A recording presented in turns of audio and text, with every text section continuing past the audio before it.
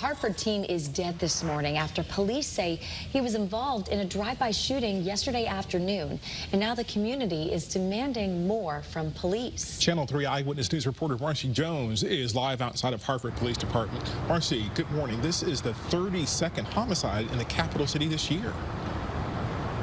That's correct. Good morning, Wendell and Nicole. Well, Lieutenant Boisvert of the department really said it best when he said one homicide is one too many. Of course, nobody wants to see that number increase, especially when it was such a young life lost. Now, according to Hartford police, this happened in broad daylight yesterday, just after 1:30 in the afternoon. Jordan Luna was fatally injured in a drive-by shooting near Nelton Way and Hilliard Street.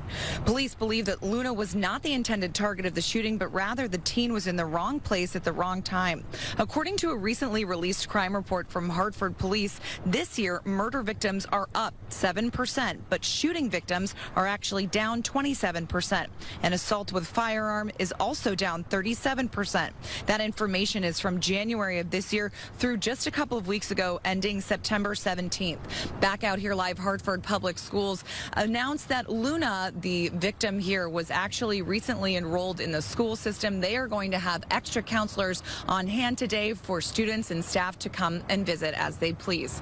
Reporting live in Hartford, Marcy Jones, Channel 3 Eyewitness News. Marcy, thank you.